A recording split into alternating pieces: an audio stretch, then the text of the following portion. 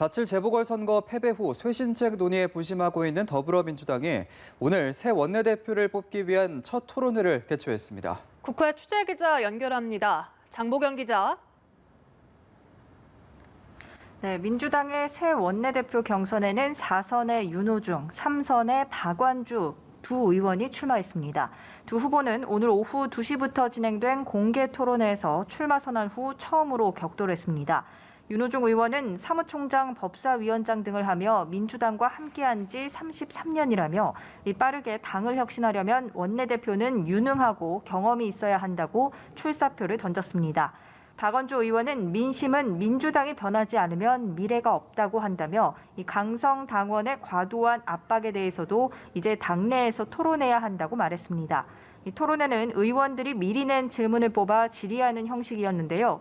조국 사태가 선거 패배의 요인이 됐는지를 놓고는 의견이 엇갈렸습니다. 윤 의원은 2030 청년층 비난도 샀고 당이 대단히 힘든 어려운 과정을 겪기도 했다는 것을 부인할 수 없다며 그러나 지난해 총선을 통해 충분히 평가와 심판을 받았다고 답변했습니다. 박 의원은 가족사이지만 문재인 정부가 기치로 세운 공정 문제에 대해 국민과 당원들에게 큰 영향을 준 게 사실이라며 사실관계 평가 혁신에 있어 성역이 없다고 본다고 말했습니다. 2030을 향한 정책적 대안을 묻자 윤호중 의원은 주택 문제 불만을 토로하고 계신데 이제는 국가가 주거 문제를 책임지는 시대로 가야 한다고 말했고 박완주 의원은 근본적 해결은 그들의 눈높이에서 의견을 수렴하고 정책화하는 것을 해야 될 것이라고 설명했습니다.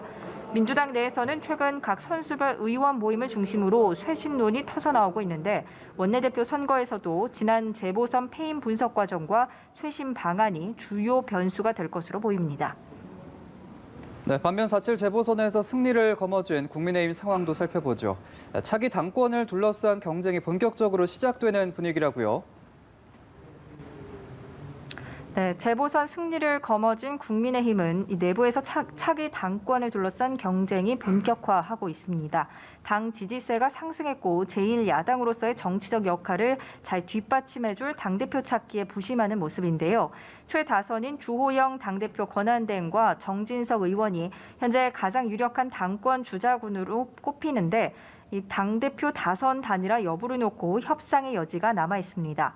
초선들도 이참에 새바람을 보이자며 당대표에 대한 의지를 숨기지 않고 있고 일각에서 김종인 재추대론도 사그라들지 않고 있습니다.